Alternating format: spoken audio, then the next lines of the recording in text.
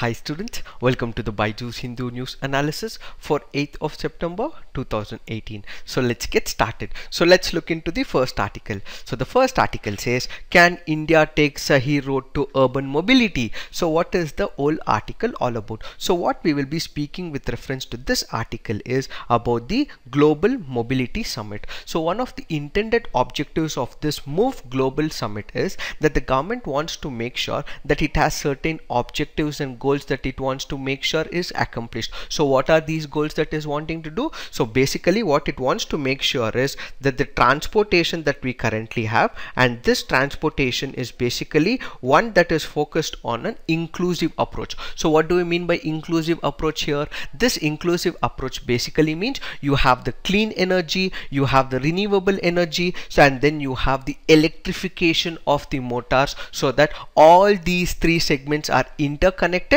so that we are able to provide the clean energy and clean transportation. So the intended objective or the goal of the government is to make sure that there is vehicle electrification, renewable energy integration, as well as job growth. So what is that the government is planning to do? So in order to make sure that all these things are accomplished, what the government wants to do is it wants to make sure that there are multiple stakeholders who are incorporated. So who are the multiple stakeholders here? Let's say for example there is renewable energy. So there would be people from the renewable energy and the think tank. So you also have the vehicle electrification. So what you need is a research organization, what you need is the academia, what you need is the industrial leadership. So all the think tanks as well as the civil society organizations who are part of this approach is called as the multi-stakeholder approach. So the government intends to do a transportation cleanup and it wants to provide a clean energy economy, and for this what it needs is a multi-stakeholder approach which will have all these people, majorly the industry, the private sector, the think tank, as well as other civil society organizations, so that it is able to boost the clean transportation processes, for which the summit also aims to set certain transport system which is certainly safe or in terms of clean, or we are able to provide certain affordable as well as accessible and inclusive transportation to all the people across India. So this is the intended objective or the goal of this summit, and that is the Global Mobility Summit. And for this, the summit also deliberates on the 5 themes. So what are the 5 themes that it is working on? One is the maximum asset utilization and services, comprehensive electrification and alternative fuels. For example, we are using the CNG or we are using the bioethanol. So anything which is able to produce clean energy and reduce the CO2 emissions, the government is looking into it. So reinventing the public transport, goods transport and the logistics, as well as data analytics and mobility. So these are the 5 themes that the government has currently pictured in this particular program of the Global Mobility Summit. However, what this summit also has is it has designated 3 important components. So what are the 3 important components? So the first component that it speaks about is the conclave. So what do we mean by conclave? So what we will have in this particular conclave is you will have all the global CEOs. Let's say for example these are the CEOs who are important manufacturers in the clean energy, or for example in vehicle electrification. So it will have all the global CEOs in and around the world, as well as transport ministers. So they will have basically all the meetings that is required so that this goal of the government is met. So this conclave will have all the meetings of the global CEOs as well as transport ministers from in and around the world to meet this intended agenda. So this will also have certain participation from all the countries. Let's say for example Australia or Netherlands, USA, UK. So there would be people or industry experts from different countries like USA, UK, who will be part of this particular process. And apart from this, what we will also have is the mayors. So mayors are the ones who are important when it comes to the urban sector, right? They know how exactly the urbanization goes. So let's take the example of the United Kingdom or the California examples. So there are number of mayors who have gone about giving a number of recommendations in the past. So what this conclave will also have is they'll have separate track sessions with the mayors as well as with the governors from various metropolitan cities of where they they'll be able to share their experiences for the future mobility, as well as give certain developmental paradigms, so that all this is infused, so that the government is able to make sure all this is incorporated in this transportation cleanup program. And the second important component of this particular summit is what is called as momentum. So what is this momentum all about? So what this will do is it will basically try to infuse all the technology that is important. So for the transportation to be successful, what you need is a technology and certain cutting edge innovations. So what this particular momentum will basically do is it will go about showcasing all the technology that needs to be infused in the renewable energy sector, or in the vehicles, or in the transportation. All that the technology that will be infused in these segments is called as the momentum. So this is basically to show about India's push towards the transformative mobility solutions. And apart from this, what we also have is the third important component, and that is called as the featured events. So what does this featured events basically involve? So this will basically involve a number of segments. Let's say, for example, you will have certain chats involved, and then you will also have the hackathons that is there within this particular fold.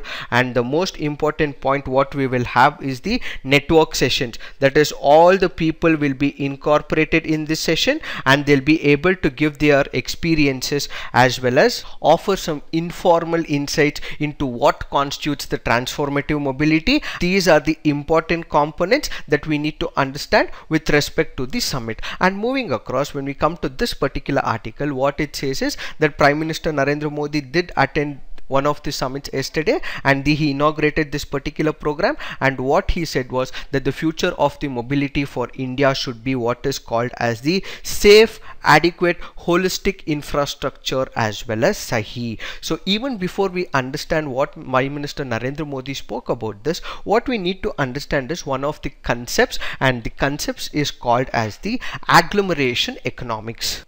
So what is this agglomeration economics? So we all know for the fact when a country has to grow, there has to be growth of the rural as well as the urban sector. But what happens with time is, and also what experiences as well as number of relative surveys has taught us is, that the growth of the urban sector is what increases the per capita income, and this indirectly spurs the growth of the population of the entire region. So what we also need to know is the fact that there should be growth of rural as well as urban sector, but number of statistics in the past has told that the urban growth in the urban areas, in case it is increased, what it will further increase is the per capita income, and when there is increase in the per capita income that it generates, what we will see is the growth indirectly. So what this agglomeration economics basically goes on to say in this particular case is that people in the cities are more productive. How is that they are more productive? Because they have a lot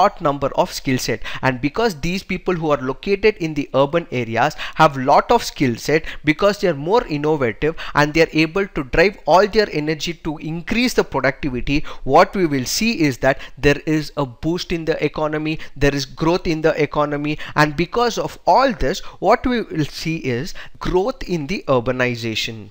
So once there is growth in the urbanization, what will obviously happen is you will have the increase in the number of industries. So let's take for example Mumbai or Bangalore or any other metropolitan cities. So as there is growth in this particular metropolitan city, all the industries will be located in and around this particular area. So while all these industries are located in and around this particular area, the transportation cost will obviously reduce. So when there is growth in the urbanization, this will further result in increase of the industries. So there is increase of the industries in the area. So because there is location of all these industries in a particular area, this will obviously reduce the transport cost. Why does it reduce the transport cost? Because all these important industries are located within this particular region. So because there is drop in the transport cost, all these industries further will want want to accomplish their suburban divisions within this particular area. So what are we decided in this? So basically, when we are speaking about the agglomeration economics, what it says is that there is an increase in the urbanization, and when there is increase in the urbanization, what you will see is the increase in industries, and all these industries are located in this particular region. So because they are all located in this particular region, what we would be able to save is the transport cost, and because we would be able to save on these transport costs, all the industries would be able to accomplish their intended agenda of profit making within that particular region. For all this, what we also see is the problem area. So what is the problem area? So the problem area that we are currently facing is the congestion and pollution. So because there is massive increase of urbanization and also privatization, and because of all these industries located here, what we see is a massive faster urbanization. This will further increase the economic growth of the city. But what about the congestion? What about the pollution? So this part is what needs to be addressed. So in order to address this part of congestion, in order to address this part of pollution, what we have is the particular move that is taken by the Prime Minister Narendra Modi government. So in order to address all the issues of the urban agglomeration economics, that is why this particular move has been taken. So what this basically goes on to say is that there are certain problems in India, and in order to address these problems, Prime Minister Narendra Modi government wants to intend these particular changes. What does Prime Minister Narendra Modi say about this? So what he goes on to say is currently road transport, which is one of the major regions with respect to the infrastructure, it almost releases about 1/5 of the global CO2 emissions. So in order to make sure that this CO2 emissions are comparatively reduced, what Prime Minister Narendra Modi suggests is that public transport must be the cornerstone of our mobility initiatives. So what he goes on to say is that public transport should be the key one, and all urban cities should be giving importance to the public transport, and this is what will reduce the congestion and pollution, is what Prime Minister Narendra Modi has said in this particular case. And what he goes on to say is that he elaborates on his 7 C's for the future of mobility, where he says common, connected, convenient, congestion free, charge clean and cutting edge technology should be used, so that public transport is the way forward, and that is what we need to make sure. And also what Niti Aayog basically goes about saying is it has released one of the Transforming India's Mobility Perspective, which is prepared by Niti Aayog as well as by the Boston Consulting Group, which calls for efficient as well as the convenient public transport to answer the twin problems of pollution as well as congestion. So what it has said is the number of motor vehicles in India has grown about 40-fold in the 44 years from 1981 to 2015, and it further says the reason for this is the absence of the public transport system. So what it says is, in case we are able to increase this at a rapid pace, in case we are able to provide the public transport at a much better pace, what we would be able to reduce, or we would be able to reduce this 21 billion every year that we lose currently because of the congestion. So in order to make sure that this is increased, what Niti Aayog as well as Prime Minister Narendra Modi says that public transport should become the foundation with respect to the congestion as well as the pollution issue. Another link article with respect to the same is proposed by Minister for Road as well as Highways, that is Nitin Gadkari, who actually appealed to the industry as well as people of India to invest in public transport which is propelled by alternative fuel and electricity to help the country reduce its oil import bill. So what he says is with respect to the important statistics, so kindly remember these statistics so that you can use this in the mains answer writing. So what does it say? It says that the import bill is nearly 8 lakh crore, and this is a major challenge for the economy. And he further says that the two-wheelers alone consume about 60% of the petrol in India. So that is why all these ministers, the Niti Aayog as well as Prime Minister, say that public transport should be the use in the future. This is what we need to understand from this article. So moving on, let's look into the next article. So the next article says IMA Moots Ethics Code Overhaul. So the first important point that we need to understand is what is IMA. So the Indian Medical Organization is the only representative national voluntary organization of doctors of modern scientific system of medicine. When we speak about modern scientific system, it basically means the MBBS, and it is not homeopathy or the Ayurveda, which looks after the interest of the doctors as well as the well-being of the community. So it is a society registered under the Societies Act of India. So it is not a statutory body, it is just a voluntary organization. So kindly remember this from the prelims perspective. So it is headquartered at New Delhi and also in the all the state capitals and union territories. It has over 2,15,000 doctors as its member through more than 1650 active local branches spread all over the country. So what are its intended objectives? One is it promotes this particular modern medical field. So we did discuss that it is an organization of doctors in the modern scientific system. So basically it goes about promoting this organization as a whole, that is to promote all the advanced medical as well as allied sciences. And one of the most important points that it wants to do is it wants to improve the public health.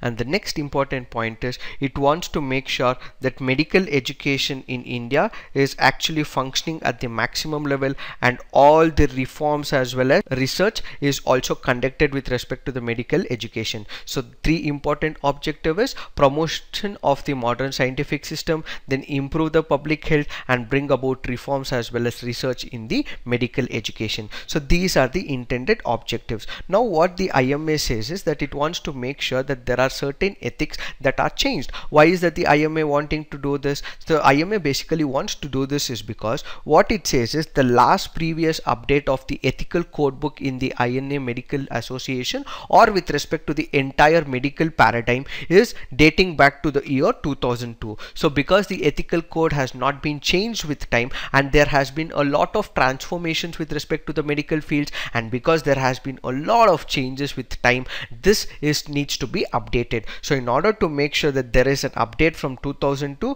and in order to add more relevant topics that does not find mention in this book, what IMA says is that we will be bringing about certain changes. So what does it plan to do? So what it basically wants to do is it wants to refine or bring about certain code of ethics in the medical field, and then after it brings about these code of ethics, it will be also sending the same to the central ministries. So initially it will prepare certain code and then it will also submit it to certain ministries: health, medical education, law and justice, as well as the Medical Council of India for reconsideration. And this will basically involve a handbook of about 24 topics. So this is what the IMA wants to do, for which it has suggested key recommendations. So what are the key recommendations it has suggested?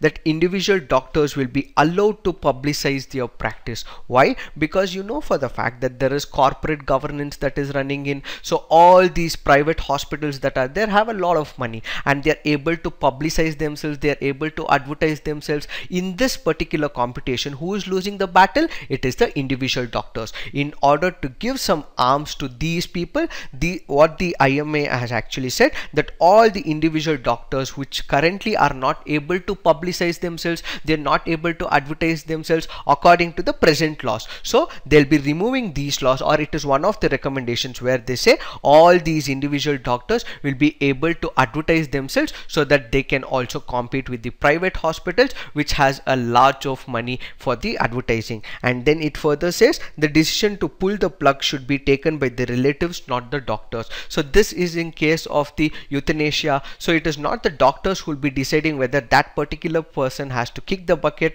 but it is the relatives who should take a stand, and that is when we would be able to take about this particular process. And then it says doctors should ensure that the surrogates donors are not exploited. So there are number of egg donors and surrogacy people who are employing these people, right? But what happens in number of cases is these people are exploited. So in order to reduce the exploitation, this ethical dilemma has to be addressed, and that is why the IMA has also suggested that there are certain reforms that needs to be made with respect to surrogacy as well as egg donors. And the most important point is the cadaver organ donations must be made compulsory for all. So there is a particular person who is passed away and there is this body which can be used for the medical purposes, but most of the people do not donate their bodies to the hospitals. So what this particular suggestion goes on to give is that cadaver organ donations must be made compulsory. That is, the body that is dead, which is not functional anymore, should be given to the hospitals so that it can be used for medical advancements. So these are the things that it is deliberating upon. So we will be speaking about this once we have a clear-cut picture once again,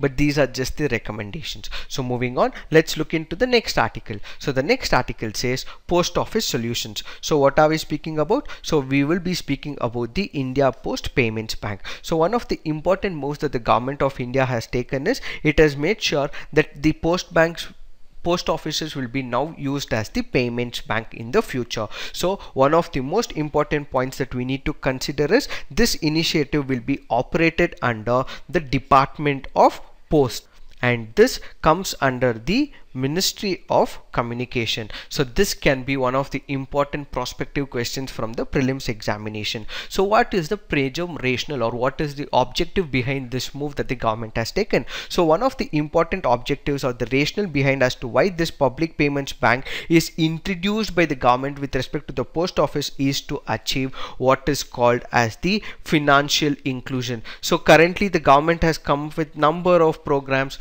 but in spite of all these programs, what the government sees is that financial inclusion is still not part of the major number of people in the rural areas. So in order to address this particular area, what the government currently wants to use is the number of post office in the rural sector. So you have the post office which will be used as the access points, and there are nearly 30,000 postal workers as well as 1,50,000 post offices. All this will be made use by the government in order to make sure that banking is provided to every rural segment. Why is it? In order to provide financial inclusion to the rural segment. And for this, what the government has done is it has released 100% equity, and this 100% equity is government controlled, and this will be controlled by the RBI. So who is controlling all this? It will be governed by the RBI. That's the most important point that we also need to consider from the prelims perspective. So what are the services that this India Post Payments will offer? So what it will do is it will provide a number of services. One of the most important service is the savings and current accounts. So any person who is not having any of the bank accounts,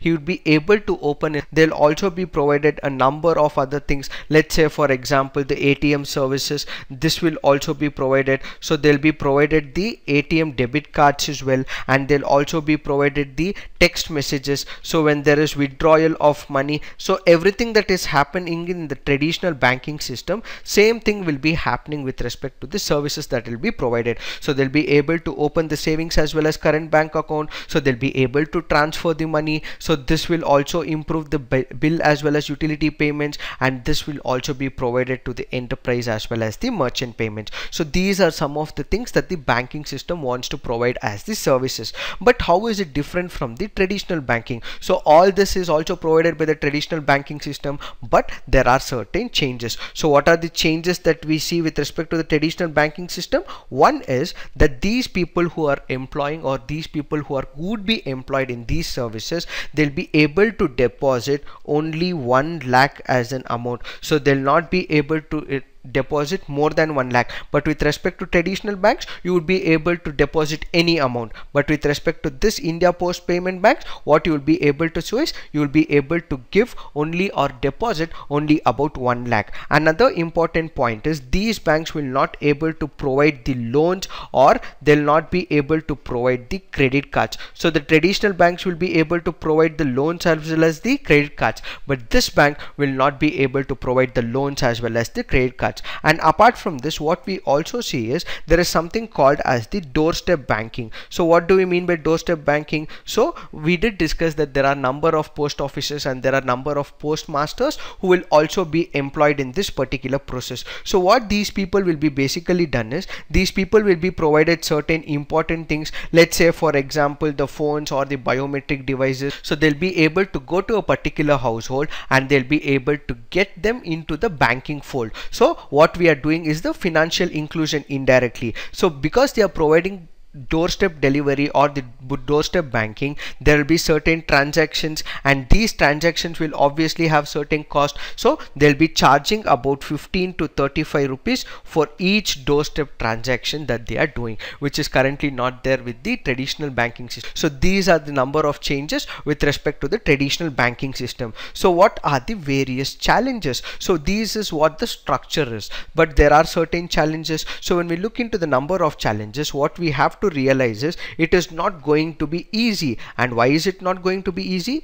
That is because what we realized in this particular case is that they'll not be able to give the loans. So one of the major asset for any bank is they'll be able to provide the loans and they'll be able to get the interest, and this is what makes sure that the bank is running. But one of the basic and the most important point is the profit making. So how are these banks able to make the profits? Now that these people are not able to provide the loans, these people does not have their basic asset, and because they do not have the basic asset of giving the loans, how will they be able to provide the profits, or how will they be able to generate the profits is the much and the most important challenge. And apart from this, there is always the control of RBI. So the complete independence that any bank would aspire in this particular case is not provided. So because the independence is not provided and it is under the control of the RBI, there can be certain restrictions, and because there are certain restrictions due to lack of independence,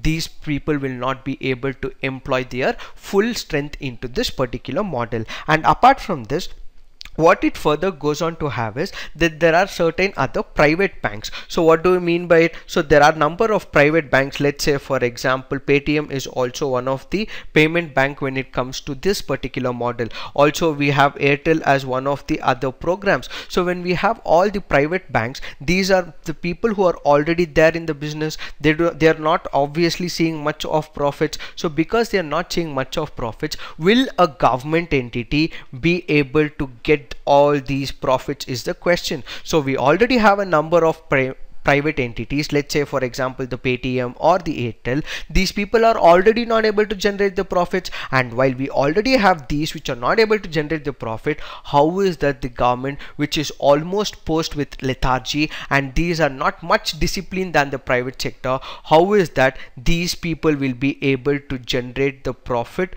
is the question that is being asked. So these are some of the challenges that needs to be addressed. But in case of all this, in spite of all these pressures, in case of all these challenges, in case they are able to accomplish, then what we will see is a new era of rapid as well as financial inclusion across the entire rural sector. So this is what we need to understand from this article. So the next article is about rubber and the problems that has been faced in the rubber industry. So what we will be discussing here is the entire framework of how the rubber industry functions. So let's understand something with respect to the geography and how exactly the rubber is located, what are the conditions that is required for the growth of rubber. So the first important point that we need to consider is it almost takes about 5 to 7 years for the full-fledged rubber growth, and when it is having a full-fledged growth, this will result in about 20 to 30 meters height of this particular plant. And what are the conditions that is required? So one of the most important conditions is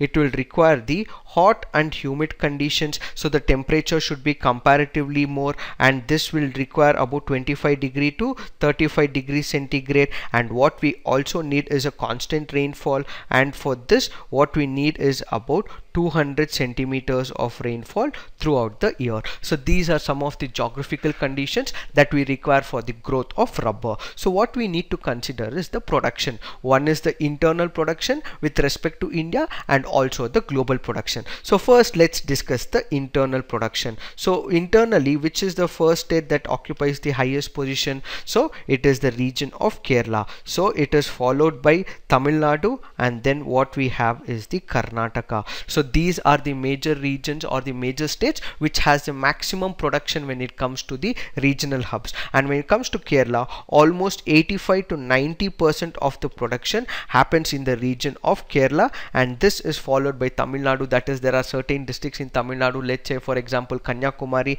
and in Karnataka we also have certain regions called as Dakshina Kannada, but the majority of the rubber is produced in Kerala. And also we need to see is the global production. production. So when we look into the global production, India currently occupies the 5th position. So because of the decrease in the production over a period of time, what we see is the decrease in the ranking when it comes to India. So globally, when we see which are the countries which are occupying the major productive part, it first is what we have is the Thailand, and this is followed by Indonesia, and then what we have is Vietnam, followed by China, and then India occupies the 5th position when it comes to the global outreach. But what are the challenges? India also faces a number of challenges. We did see that India was in 5th position and is in 5th position currently, but when we look into the ranking way back in the year 2013, India was at the 4th position, and when we go back to the year 2008 till 2013,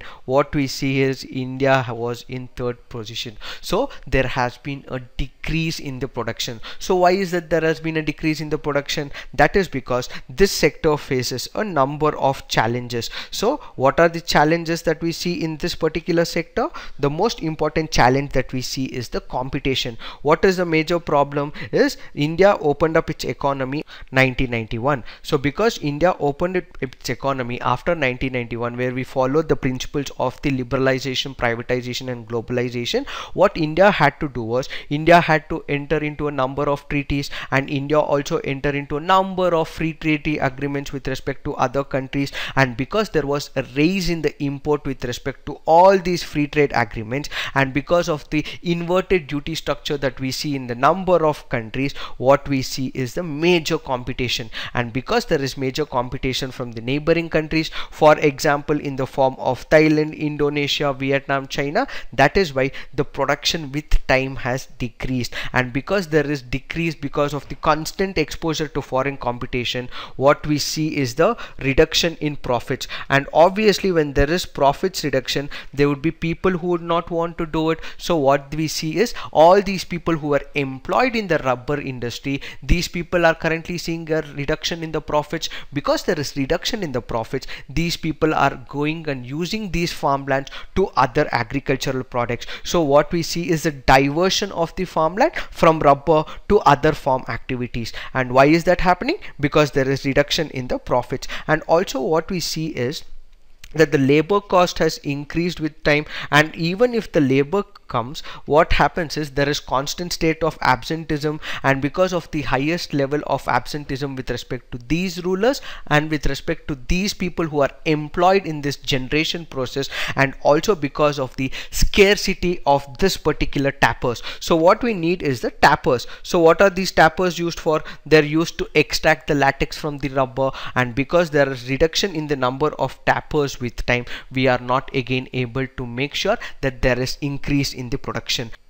So because of all these challenges, the rubber industry is not able to become a fruitful exercise, and they are not able to extract maximum profits. So in order to make sure that all this is addressed, the government has come up with certain initiatives. So what are the initiatives that the government has taken? So the government had established a rubber board even in the past, and the government has made sure that this rubber board listens to all the challenges that has been faced by this rubber industry. So what is this rubber board all about? So one of the most important points that we need to consider is it is a statutory body. So it was established by an act of the government, and this was established in the year 1947 in order to look at the challenges that have been faced by the rubber growing industry. So this rubber board will advise the central government on all matters relating to the development of the rubber industry, including the import as well as the export of the rubber. So it will basically advise the central government with regard to the participation of the international conferences, as well as how it has to approach with respect to the rubber industry as a whole. So this is what the government has accomplished, and this is what the government has established in order to address the issue. And recently what the government has also said is that the government is planning to come up with what is called as the National Rubber Policy. So this National Rubber Policy is the intended program, or this is still in the drafting stage, that is taken up by the Modi administration, basically to address all the issues that are being concerned with this particular sector, so that there is boost with respect to the agriculture, there is boost with respect to the economy, and then there is stability with respect to all those people who are employed in the rubber sector. So a task force will be comprised within this particular national rubber policy, and these people will be employed from state government as well as of the central government, and these people will be providing both the important short term as well as long term solutions. So they will understand what are the various concerns, the challenges that are there, and they'll be providing and recommending certain long term as well as short. So what are they looking at? So basically what they'll be looking at is what is the minimum support prices that we will have to provide, what are the restrictions that they will have to support in terms of the import, what is the minimum import price that has to be provided, how is that the categorization of the natural rubber is done with time, how is the import taking place, what are the safeguard duties that needs to be provided, and how is that there needs to be certain budget allocation to this particular segment of the economy. So all these things will be taken up in this particular national rubber policy, so that the short term as well as the long term approaches can be solved and all the challenges that this industry is facing is solved. So this is what we need to understand from this particular article. So moving on, let's look into the awareness. So it says government shortlist 11 CPCs for buyback on page 11, ministry moots greater autonomy for AI board on page 12. So we have already discussed this. There are videos for the same on the YouTube, so kindly look into it.